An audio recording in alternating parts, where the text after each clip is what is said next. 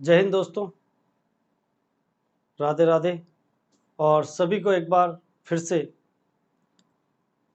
हमारे चैनल पर जुड़ने के लिए बहुत बहुत धन्यवाद।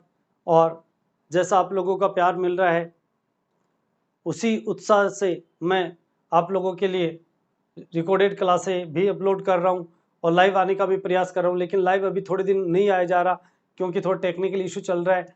जैसे ही मैं अपने लेवल पर इन को दूर कर लूँगा वापस लाइव आऊँगा आपके पास, लेकिन तब तक आपकी क्लासेस डिस्टर्ब नहीं होगी। रेगुलर वीडियो में अपलोड करके हमारे कोर्स को उसी स्पीड से चलता रहेगा। आप रेगुलर वीडियो देख करके अपने नोट्स बनाते रहिए, पढ़ाई करते रहिए, ठीक है। टाइम पर हमारा कोर्स पूरा हो जाएगा, यह आप विश्वास रखिएगा। लेकिन वीडियो लगातार चैनल को देखते रहिएगा, ठीक है, और विश्वास बनाए रखिएगा। अब दूसरी एक रिक्वेस्ट और, आप लोगों को का बहुत रिस्पॉन्स अच्छा मिला मेरे को। मात्र महीने भर में सैकड़ों की संख्या में सब्सक्राइबर हुए, व्यूवर्स हुए। इसका मतलब आप लगातार चैनल से जुड़ रहे हो और अपने दोस्तों के साथ शेयर भी कर रहे हो। एक बार फिर से इसी तरह से शेयर करते रहिए।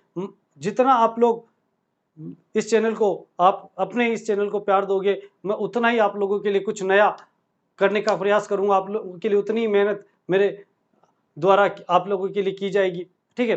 तो चलिए, लास्ट टाइम 11th क्लास के इस फाउंडेशन क्लासेस में हमने आपका यूनिट सेकंड जो था उसमें एरर स्टार्ट कर दिया था और ये अंतिम टॉपिक हमारा था। और उसमें हमने देखा कि एरर क्या होता है, एरर के टाइप्स क्या थे, एरर के कारण क्या थे, मैथमेटिकल एरर क्या थी। आज हम कुछ मैथमेटिकल संक्रियाओं में, यानी मैथमेटिकल जो समीकरण होती है उसमें एरर किस तरह से कैलकुलेट करते हैं, ठीक है। तो गणितीय संक्रियाओं में, गणितीय संक्रियाओं में त्रुटि। देखिए, गणितीय संक्रियाओं का मतलब हम एडिशन कर रहे हैं, सब्ट्रैक्शन कर रहे हैं, डिवाइड कर रहे हैं, मल्टीप्लाई कर रहे हैं, उसमें किस तरह की हमारे पास एरर को हम सोल्व करते हैं। तो ऐसे इक्वेशन में हम क्या करते हैं कि सबसे पहले हम देखते हैं एड में, एरर इन एडिशन या योग क्रियाओं में, योग संक्रियाओं में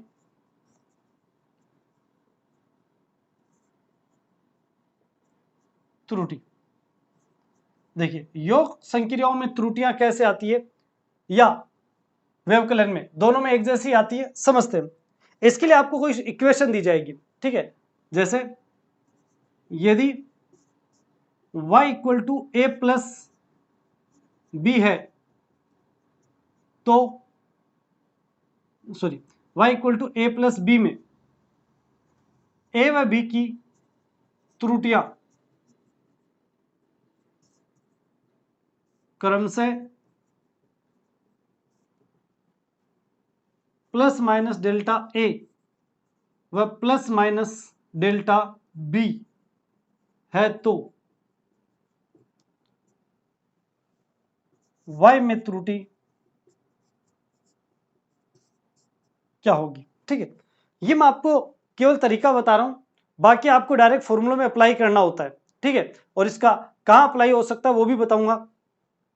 तो यहां पर इसको सोल्व कैसे करेंगे, तो यहां पर हमने माना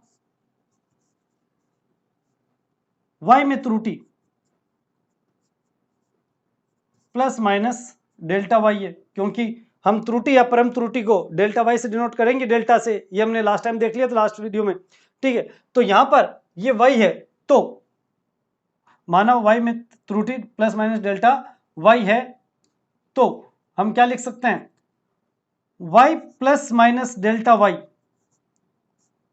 equal to A plus B था, तो A plus minus delta A plus B plus minus delta B आ गया। अब इसी को मैं चाहूं तो लिख सकता हूं y plus minus delta Y equal to A plus B, एक साथ लिख दिया, और प्लस माइनस इसमें कॉमन ले लेंगे तो कोष्टक में बच जाएगा delta A plus delta B. यहां से देखिए y, इसको मैं चाहूं तो y लिख सकता हूं, चूंकि y इक्वल टू क्या है, ए बी। तो ये आ जाएगा y plus minus delta y equal to y plus minus delta a plus delta b। तो ये दोनों आपस में कैंसिल हो जाएंगे, y से y प्लस माइनस से प्लस माइनस कैंसिल, तो डेल्टा y इक्वल टू आ जाएगा delta a plus delta b। यह आ गया हमारे पास बेसिक फॉर्मूला। यानी कि जब दो या दो से अधिक राशियों का योग हो रहा हो तो कुल परम त्रुटि प्रत्येक राशि में परम त्रुटि के योग के बराबर होती है। यानी इनमें जितनी परम त्रुटि आती है उनको क्या करते जाते हैं, योग करते जाते हैं, तो कुल परम त्रुटि आ जाती है। अब इसका यूज कैसे होता है? यूज जैसे आपको क्वेश्चन दिया जाए, यदि दो तार के प्रतिरोध क्रमशः R1 equal to 3 plus minus 0.02 ohm व R2 equal to 5 plus minus 0.03 ohm है, तो श्रेणी क्रम में कुल प्रतिरोध तथा प्रतिरोध में प्रतिशत त्रुटि ज्ञात कीजिए।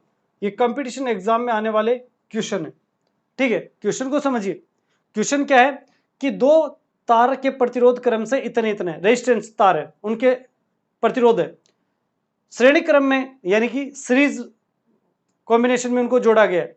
तो सीरीज कॉम्बिनेशन में कुल प्रतिरोध और प्रतिरोध में प्रतिशत त्रुटि ज्ञात कीजिए।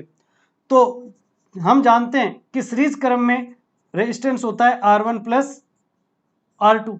जैसे ये देखा तो आपके दिमाग में ये आनी चाहिए कि यहां पर समीकरण में संक्रिया हो रही है, गणितीय संक्रिया, और गणितीय संक्रिया 4 टाइप्स की होती है, एडिशन, सब्ट्रैक्शन, डिवीजन और मल्टीप्लिकेशन, यानी कि योग, घटाना, गुणा और भाग हर चीज में। तो यहां एडिशन यानी योग वाली की संक्रिया हो रही है, तो योग वाली संक्रिया में ये याद रखना कि प्रतिरोध में कि कुल परम त्रुटि प्रत्येक राशि की परम त्रुटि के योग के बराबर होगा। इसका मतलब मैं डायरेक्ट फॉर्मूला लगा सकता हूं, क्या, RS plus minus delta RS equal to आएगा R1 plus R2 plus minus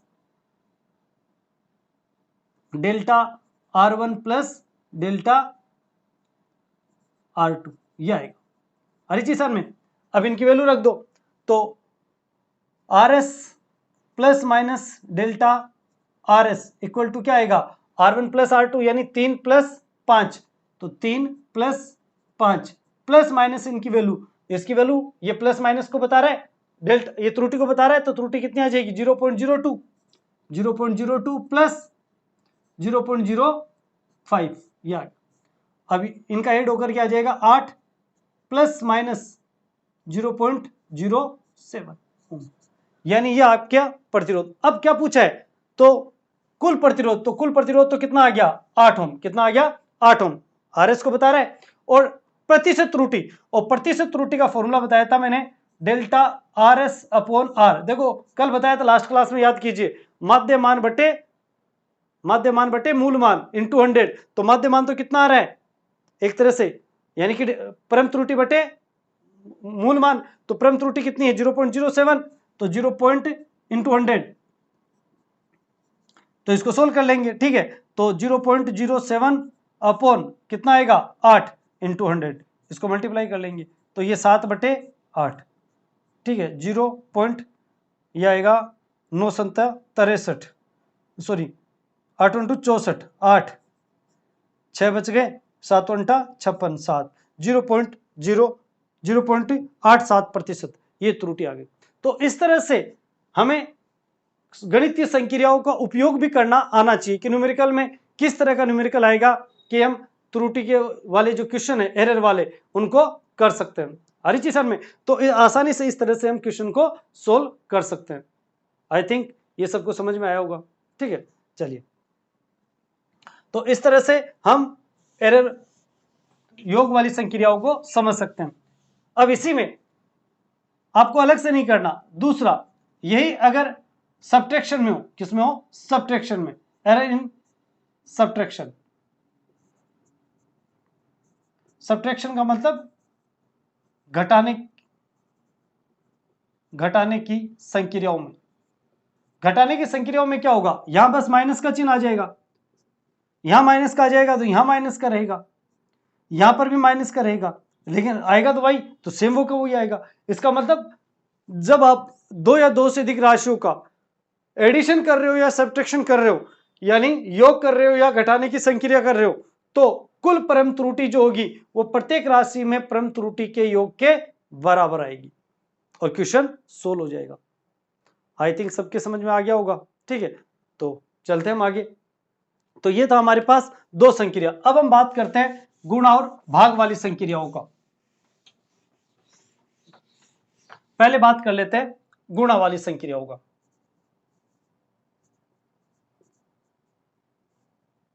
गुणा में त्रुटि या गुणा संक्रिया में त्रुटि। ठीक है, एरर इन मल्टीप्लिकेशन। कैसे? यदि y equal to A dot B हो, ठीक है, तो y में त्रुटि, सेम वही सॉल्यूशन होगा। ठीक है, तो y में प्लस माइनस y मान ली डेल्टा y और b में मान ली प्लस माइनस डेल्टा ए। कोष्टक डॉट b में मान ली प्लस माइनस डेल्टा b। आ गया?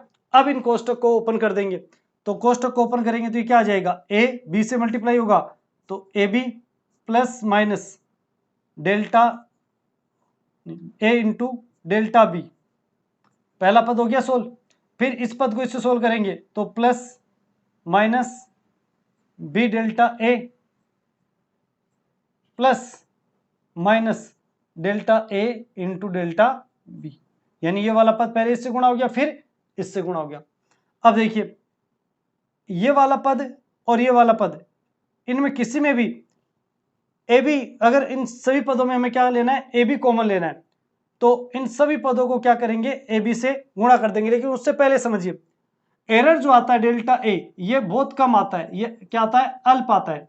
और जब इनको भी आपस में गुणा करेंगे delta A dot delta B, तो ये और भी अति अल्प आ जाएगा, ये अति अल्प हो जाएगा। यानी आप जानते हैं कि दो गुणा वाली, जो छोटी दशमलव वाली राशियों को जब गुणा करते हैं तो और भी छोटी हो जाती है। जैसे फॉर एग्जांपल 0.02, अगर मैं इसको मल्टीप्लाई करता हूं 0.03 से, तो अब तो पॉइंट के बाद में दो संख्या है, लेकिन अब देखो ये 4 आ जाएगी, 0.006। अब आप देखो, सोचो और भी छोटी हो गई। तो मल्टीप्लीकेशन में क्या होता है कि बहुत छोटी संख्या जब मल्टीप्लाई होती है तो उनकी वैल्यू बहुत कम हो जाती है। तो इस पद को हम यहाँ पे नगण्य मान सकते हैं, नेग्लिजिबल मान सकते हैं। क्या मान सकते हैं? नेग्लिजिबल या नगण्य मान सकते हैं। तो इसको छोड़ देंगे, तो इसको जैसे ही छोड़ेंगे तो ये आएगा A B plus minus A delta B plus minus B delta A. आगे जी सर में। अब देखिए, अब इनमें ए बी को कॉमन लेंगे, तो ए बी को कॉमन लेंगे तो इसमें ए बी कॉमन आ जाएगा, यहां बच जाएगा 1 प्लस माइनस। अब इसमें ए बी है नहीं, इसलिए इसको ऊपर नीचे बी से मल्टीप्लाई करेंगे तो ये बच जाएगा डेल्टा बी अपॉन बी। ऊपर वाला बी बाहर कॉमन चला गया, इसको ऊपर नीचे ए से मल्टीप्लाई करेंगे तो plus minus delta A upon ए, क्योंकि इसको ए से मल्टीप्लाई करना पड़ा ऊपर नीचे ए बी बनाने के लिए, और इसको ए बी बनाने के लिए बी से मल्टीप्लाई करना पड़ा। तो और ए बी हो गया ऊपर, तो ऊपर वाला ए बी तीनों पदों का बाहर कॉमन चला गया और ये आ गया 1 यहां पर, तो और यहां पर डेल्टा बी अपॉन बी और यहां पर डेल्टा ए अपॉन ए। आगे चीज सर में। अब यहां पर ये वाली वैल्यू किसके बराबर है? Y plus minus delta Y के। और ऊपर देखो ए डॉट बी किसके इक्वल है? वाई के। तो इसका मतलब ये वाला पद किसके इक्वल है? वाई के।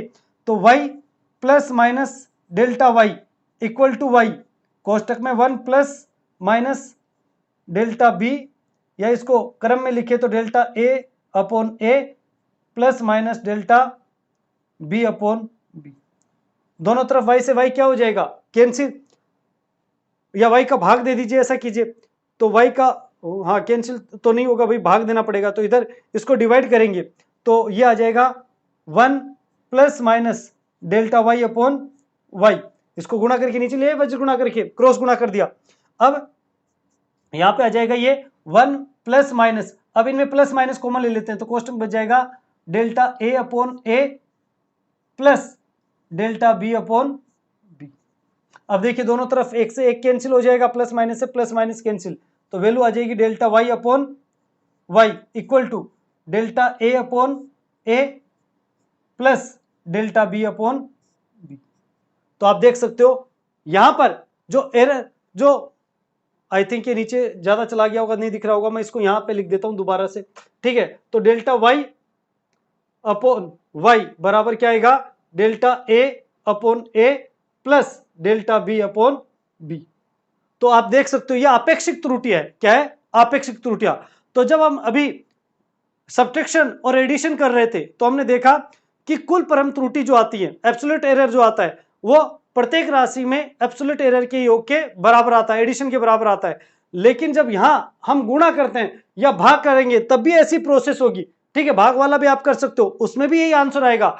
यानी मल्टीप्लीकेशन और डिवीजन वाली संक्रियाओं में, मल्टीप्लीकेशन और डिवीजन वाली जो प्रोसेस होती है उसके अंदर प्रत्येक राशि में जो आपेक्षिक त्रुटियां होती है उन सभी का योग कुल आपेक्षिक त्रुटि के बराबर होता है। यानी कि किसी भी राशि में आपेक्षिक त्रुटि का मान प्रत्येक राशि में आपेक्षिक त्रुटि के योग के बराबर होगा यदि उन राशियों का क्या हो रहा है, गुणा हो रहा है या भाग हो रहा है, यानी उनका मल्टीप्लीकेशन हो रहा है या डिवीजन हो रहा है, तो उनकी कुल जो आपेक्षिक त्रुटियां होती है उनका योग ही कुल आपेक्षिक त्रुटि के बराबर होता है। इसका मतलब अगर मैं इनको परसेंटेज से 100 से गुणा कर दूं तो ये परसेंटेज ऑफ एरर से आ जाएगी। इसका मतलब y में परसेंटेज एरर जो होगा वो a में परसेंटेज एरर और प्लस b में परसेंटेज एरर के बराबर होगा। पर शर्त क्या है कि इनकी संक्रियाएं जो होती है वो कैसी होनी चाहिए, या तो डिवीजन की या फिर मल्टीप्लीकेशन की, ठीक है। तो ये एरर की 4 संक्रियाएं थी, चारों संक्रियाओं का आपको ध्यान होना चाहिए।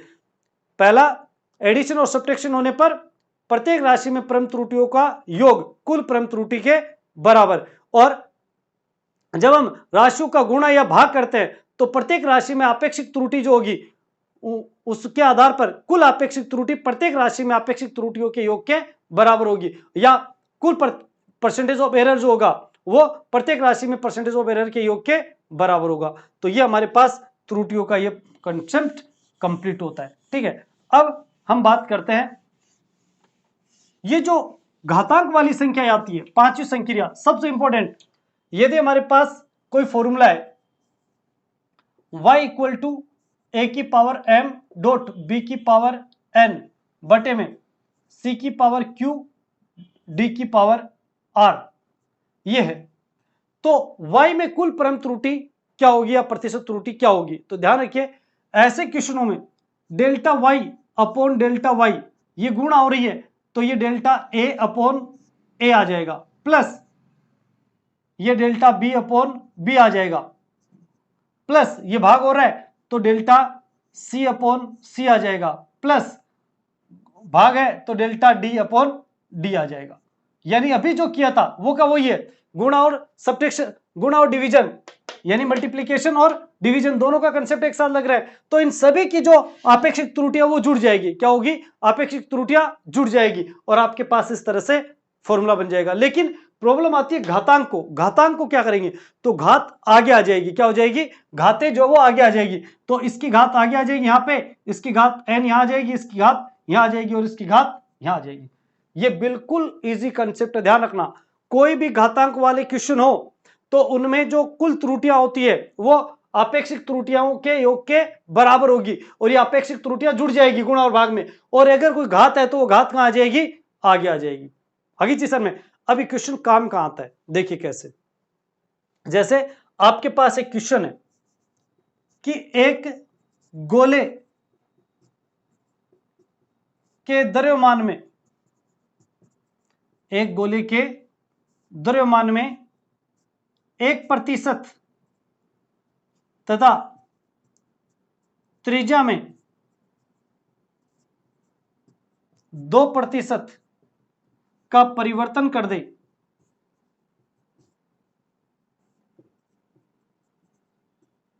तो गोले के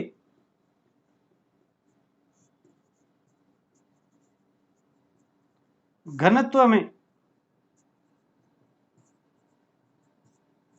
परिवर्तन ज्ञात कीजिए।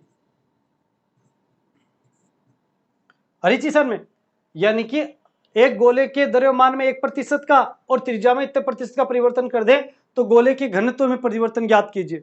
अब घनत्व का यानी कि डेंसिटी का जो फॉर्मूला होता है वो होता है डेंसिटी बराबर मास अपॉन वॉल्यूम, लेकिन हमें रेडियस के रूप में वॉल्यूम ज्ञात करना है तो गोले का जो वॉल्यूम होता है वो होता है 4/3 pi R cube, 4/3 pi R cube, 4/3 pi R cube, और m इसका मास। अब यहां से सबसे इंपॉर्टेंट चीज क्या है कि इनमें चेंज किस में, मास में और रेडियस में। इसका मतलब मास और रेडियस, और वैसे भी ये तो क्वांटिटी जो है वो क्या है, कांस्टेंट है, ये तो क्या है कांस्टेंट। तो यहां पर d में जो परसेंटेज ऑफ एरर है वो आएगा delta m upon m into 100, यानी m में परसेंटेज ऑफ एरर प्लस, ये प्लस क्यों हुआ क्योंकि नीचे डिवीजन में, तो डिवीजन या मल्टीपल में होगा तो अपेक्षित त्रुटियों का योग होगा, और प्रतिशत में है तो 100 से मल्टीप्लाई कर देंगे। देखिए अभी ऊपर जैसे बताया मैंने, ये सूत्र राशि अगर गुणा हो रही हो या भाग हो रही हो तो इनकी अपेक्षित त्रुटि आपस में जुड़ जाएगी, और यदि कोई घातांक है तो वो क्या जाएगी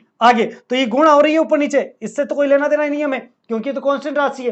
तो m पे कोई घात नहीं थी इसलिए एज इट इज रहेगी, r पे पावर है तो 3 आगे आ जाएगी, delta r upon r into 100।